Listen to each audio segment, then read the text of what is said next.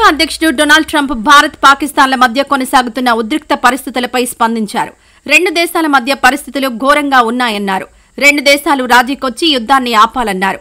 మంగళవారం ఆయన మీడియాతో మాట్లాడుతూ రెండు దేశాల మధ్య పరిస్థితులు ఘోరంగా ఉన్నాయి. భారత్ పాకిస్తాన్ గురించి నాకు బాగా తెలుసు. ఆ రెండు దేశాలు సమస్య పరిష్కరించే దిశగా ఆలోచన చేయాలి.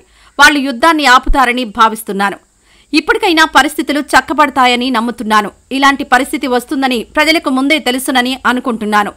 రెండు దేశాలు చాలా కాలం నుంచి గొడవ పడుతూనే ఉన్నాయి. చాలా దశాబ్దాల నుంచి గొడవ పడుతున్నాయి. బాగా ఆలోచిస్తే శతాబ్దాల నుంచి కూడా కావచ్చు. ఇదంతా వీలైనంత త్వరగా సద్దుమణుగుతుందని భావిస్తున్నాను. యుద్ధ వాతావరణ పరిస్థితి గురించి మాకు రిపోర్టులు అందాయి. కానీ పాకిస్తాన్ పరిస్థితి గురించి సరైన అంచనా లేదు. వాటిపై ఓ కన్నేసి ఉంచాము అని అన్నారు. పహల్గాం టెర్రర్ అటాక్ కు గుణపాఠంగా భారత ప్రభుత్వం సరైన విధంగా ఉగ్రవాదులకు సమాధానం చెప్పింది. ఆపరేషన్ సింధూర్ పేరిట పాకిస్తాన్లోని ఉగ్ర స్థావరాలను ధ్వంసం చేసింది.